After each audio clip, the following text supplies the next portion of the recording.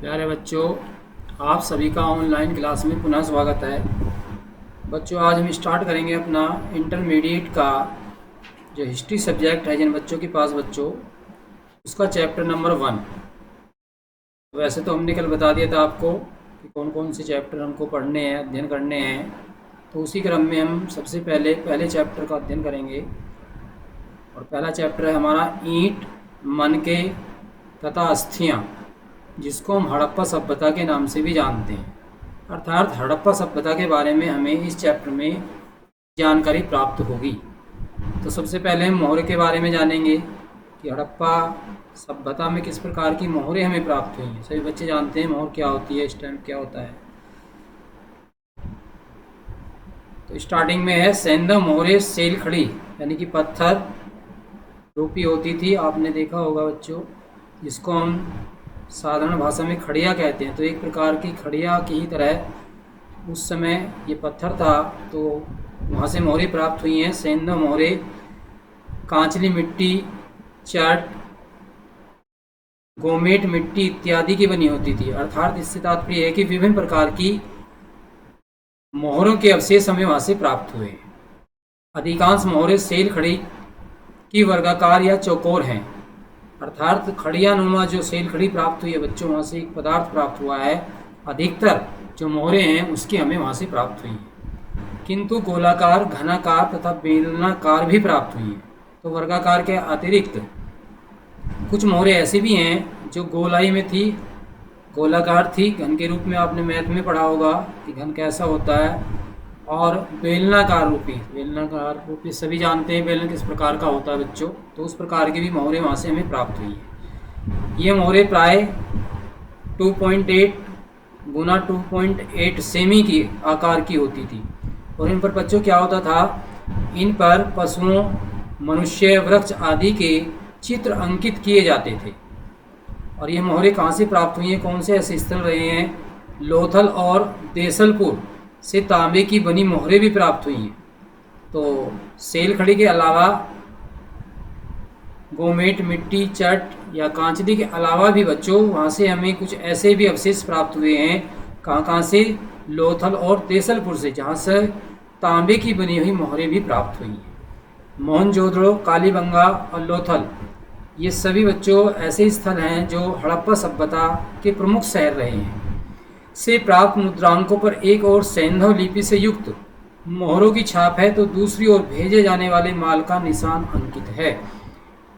तो जो वहाँ से मुद्राएं प्राप्त हुई हैं उस पर एक और मोहरें सैंधव लिपि की स्पष्ट छाप लगी थी, तो दूसरी ओर जो माल भेजा जाता था बच्चों उसकी भी मोहर अंकित वो लोग करते रहे होंगे, ऐसे अनुमान लगाए गए हैं। मोहनजोदड़ो तथा लोथल की एक मोहर पर एक नाव का चित्र भी मिलता है। एक मोहर पर एक अंकित वृषभ की आकृति उल्लेखनीय है।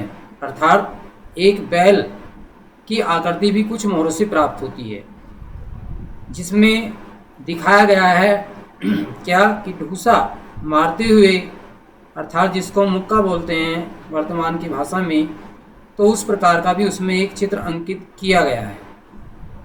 एक मोहर पर बच्चों एक भैंसे का चित्र भी है, जो लोगों के समूह को हराकर शान से सिर को ऊपर ताने खड़ा हुआ है। तो इस प्रकार की मोहरें भी वहाँ से प्राप्त हुई हैं। एक अन्य मोहर भी प्राप्त हुई है बच्चों, जिस पर मानव के शरीर की आकृति चित्रित है। अर्थात मानव का चित्र बना हुआ है, किंतु चेहरा और पूंछ बैल के हैं। अर्थात कुछ हिस्सा उसमें मानव का दिखाया गया है, तो कुछ पशुओं का भी हिस्सा उसमें बच्चों दिखाया गया है।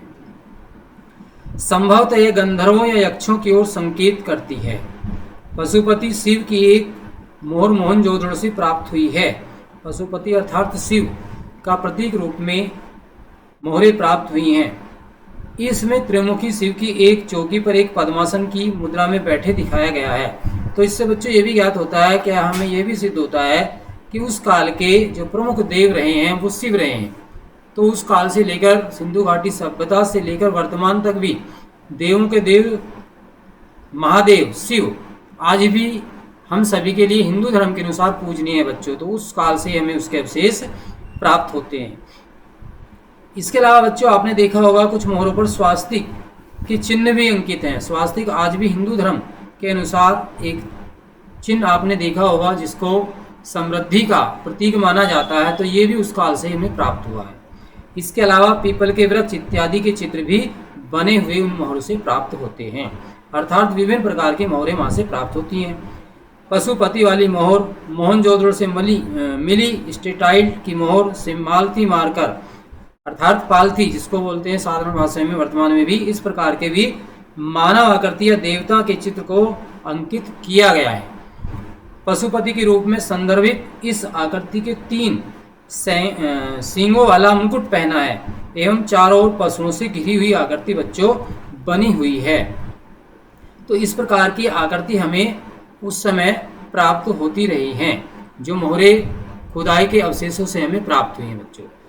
उत्तर पश्चिम की गोमल घाटी, पंजाब के मैदानों, पश्चिम में सिंध, बलावपुर, पश्चिमी पाक, घग्गर घाटी, राजस्थान एवं हरियाणा में पाई जाती हैं। जोबलुरलाई इलाके में राणा धुलाई स्थल पर अति विशिष्ट चित्रित मृतभांड शैली हेतु प्रसिद्ध है। कुल्ली तथा नाल संस्कृतियां चित्रित मृतभांड और धातु के व्यापक प्रयोग के लिए जानी जाती हैं। तो इस प्रकार वहाँ से हमें जो अवशेष प्राप्त हुए हैं उसमें विभिन्न प्रकार के मृतभांड भी प्राप्त हुए हैं। गुमला के चित्रित मृतभांड, कच्चे घर, सीमित मात्रा में तांबा एवं विविध प्रकार की मूर्तियां भी प्राप्त हुई हैं, जिससे हमें सिंधु घाटी सभ्यता के काल की जानकारी प्राप्त होती है। सिंध से कोट दीजी के किलेबंद सिंधु पूर्व सभ्यता परिलक्षित होती है, जिसमें जीवन यापन के अनेक निक्षेप मौजूद हैं। सिंध के अमीरों एवं कोट दीजी में विशिष्ट चित्रित मृतभांड शैली के दर्शन होते हैं, अर्थात उससे हमें यह ज्ञात होता है कि जो वहाँ से हमें बर्तन प्राप्त हुए हैं बच्चों, उन बर्तनों पर विभिन्न प्रकार की चित्रकारियाँ भी की गई थी। इसके अलावा निर्वाह के विभिन्न तरीकों के बारे में नेक्स्ट पॉइंट जो है बच्चों, निर्वाह के विभिन्न तरीके, अर्थात उस समय सिंधु घाटी सभ्यता के लोग अपना जीवन किस प्रकार से निर्वाह करते थे। तो उसमें आपको बताया गया बच्चों, हड़प्पावासी शाकाहारी और मांसाहारी दोनों प्रकार के थे। जैसे वर्तमान में भी जो मानव का खान पान है उसमें शाकाहारी और मांसाहारी दोनों प्रकार के हैं। तो प्रमुखतः क्या क्या वो प्रयोग में लाते थे खाद्यान्न, उसमें से प्रमुख थे गेहूं, जौ, चावल, तिल, दाल आदि उनके प्रमुख खाद्यान्न थे। इसके अलावा साग सब्जियों में बच्चों विभिन्न प्रकार के फल, दूध, तरबूज, खरबूजा, नारियल, अनार आदि का सेवन करते थे। अर्थात लगभग यदि आप उसको वर्तमान से जोड़कर चलें तो आपको महसूस होगा या मालूम होगा कि आज की ही तरह लगभग उनका भी खान पान रहा होगा। भेड़, बकरी, सुअर, मुर्गी, बत्तख, घड़ियाल आदि के मांस तथा मछलियां भी खाई जाती थी। अर्थात शाकाहारी को होने के साथ साथ उस समय के लोग मांसाहारी भी रहे होंगे। वे सिले वस्त्र पहनते थे जो सूती एवं ऊनी वस्त्र होते थे।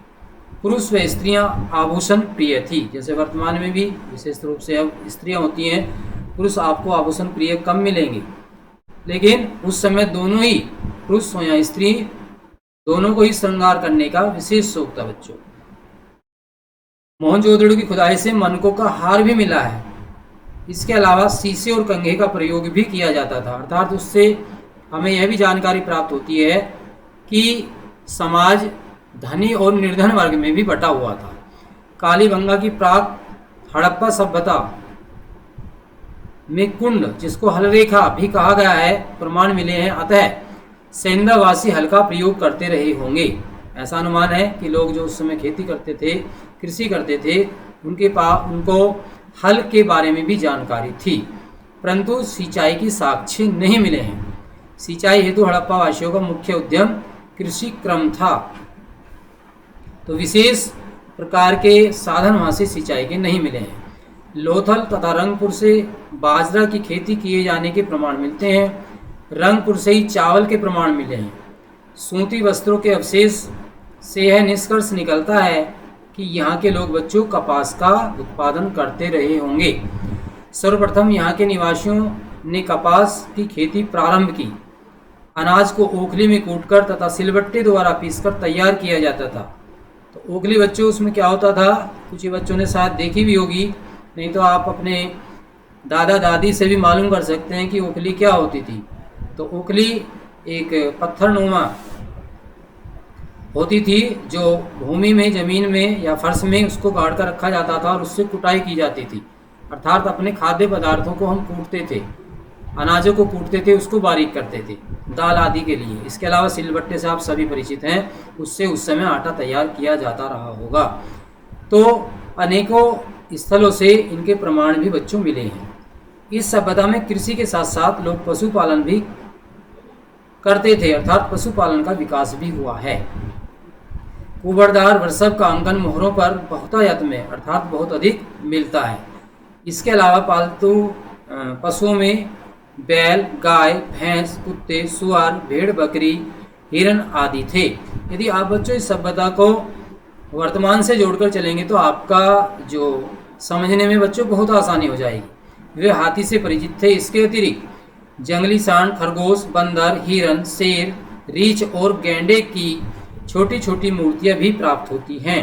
तो इससे ज्ञात होता है कि उस समय ये जो जंगली जीव हैं उस समय हमें प्राप्त होते हैं या मिलते थे या पाए जाते थे, किसी भी क्रम में आप समझ सकते हैं। तो बच्चों इस प्रकार आगे का पॉइंट है कृषि प्रौद्योगिकी। इससे आगे हम नेक्स्ट वीडियो में अध्ययन करेंगे। आज के लिए हम इतना ही इसको रिवीजन करें, क्योंकि नया आपके लिए नया है, इसलिए आगे का नई वीडियो में अध्ययन करते हुए जय हिंद, जय भारत, धन्यवाद।